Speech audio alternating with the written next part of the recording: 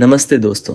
ज़रा सोचिए, अगर दुनिया में ट्रेनें न होती तो न तेज़ रफ्तार इंजन, न भीड़ भाड़ वाले स्टेशन, न पटरियों पर गूंजती वो लयबद्ध आवाज़।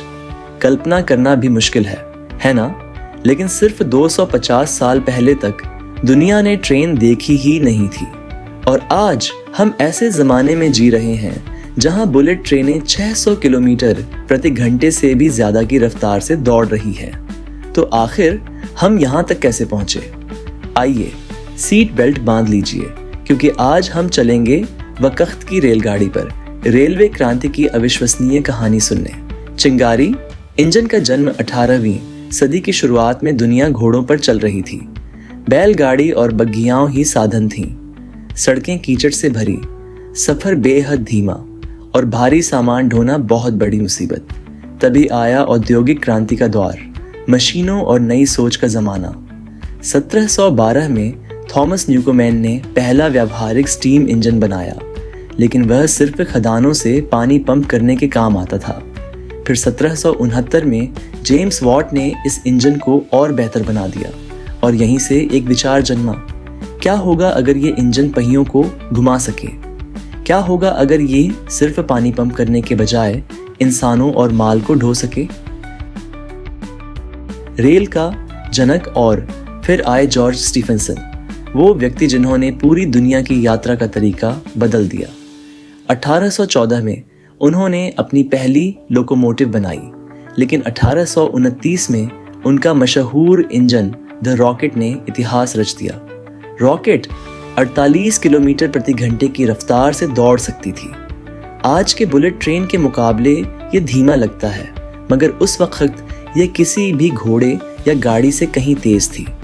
लोग हैरान भी थे और डरे हुए भी। कुछ का तो मानना था कि इतनी तेज रफ्तार में इंसान सांस लेना ही बंद कर देगा, लेकिन स्टीफनसन ने सबको गलत साबित किया और रेलवे युग की शुरुआत हो गई। रेलवे बूम, राष्ट्रों की तस्वीर बदल गई। एक बार ट्रेनें आ गईं तो फिर पीछे मुड़कर देखने की जरूरत नहीं रही। 19वीं सदी के बीच तक ब्रिटेन, यूरोप और अमेरिका रेल पटरियों से भर चुके थे।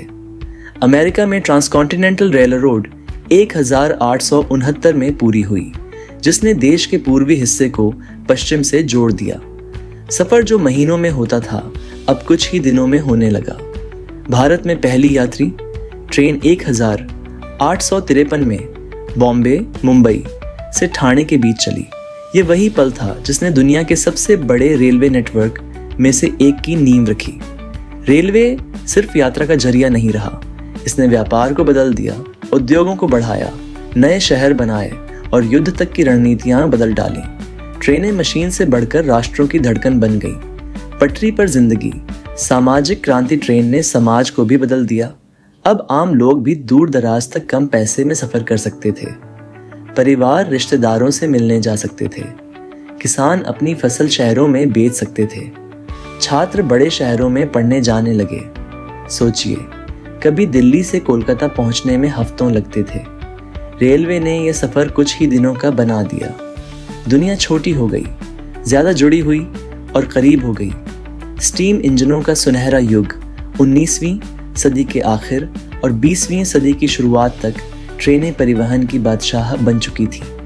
भारी भरकम स्टीम लोकोमोटिव, जिनसे धुआं और सीटी की आवाज निकलती थी, ताकत और तरक्की की पहचान थी।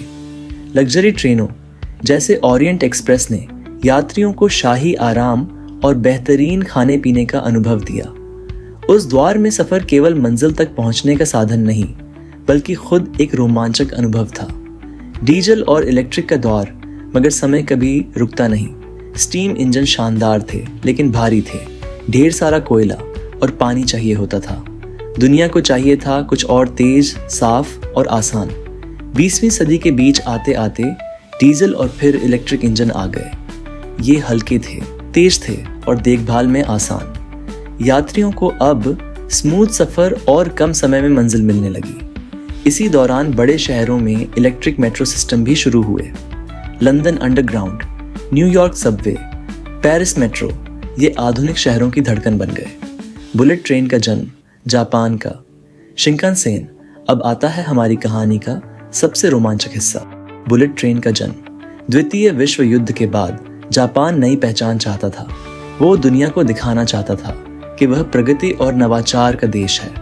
और 1964 में टोक्यो ओलंपिक के समय जापान ने दुनिया की पहली high speed train Shinkansen launch की।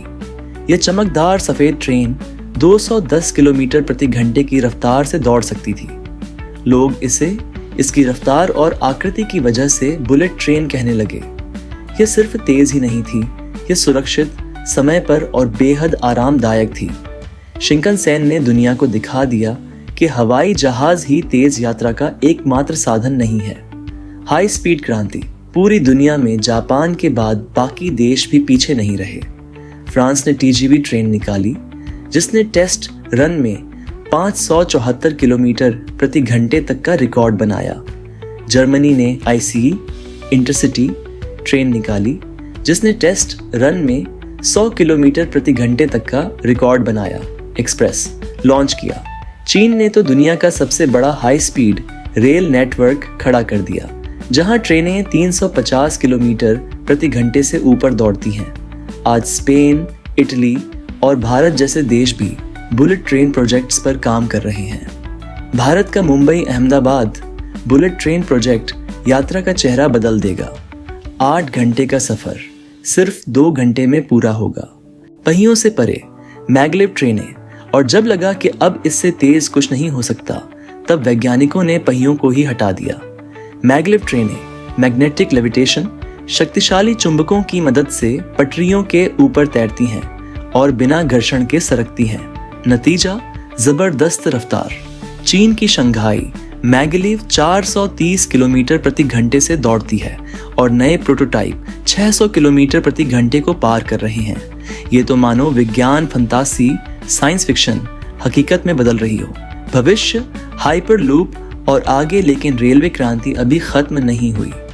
आज के दूरदर्शी उद्यमी जैसे एलन मस्क पहले से ही हाइपर लूप जैसी तकनीक पर काम कर रहे हैं, जिसमें कैप्सूल वैक्यूम ट्यूबों में 1000 किलोमीटर प्रति घंटे से भी तेज रफ्तार से दौड़ेंगे।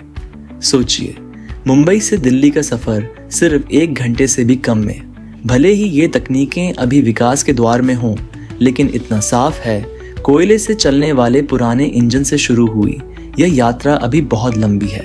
भविष्य की रेल और तेज और साफ और ज्यादा कनेक्टेड होगी।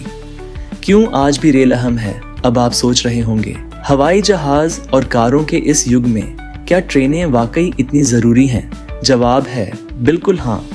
ट्रेनें सबसे टिकाऊ, सस्टेनेबल साधनों में से एक हैं। ये हर रोज करोड़ों लोगों को लेकर चलती हैं और हवाई जहाज अब गाड़ियों की तुलना में कम प्रदूषण फैलाती है। हाई स्पीड रेल देशों को प्रदूषण कम करने, समय बचाने और लोगों को जोड़ने में मदद कर रही है। तो दोस्तों, 800 के धुएं से भरे स्टीम इंजनों से लेकर आज की मैग्लेव और आने वाले हाइपरलूप तक ट्रेनें बहुत लंबा सफर तय कर चुकी हैं। उन्होंने सिर्फ यात्रियों और सामान को नहीं, बल्कि सपनों, तरक्की और क्रांतियों को भी ढोया है।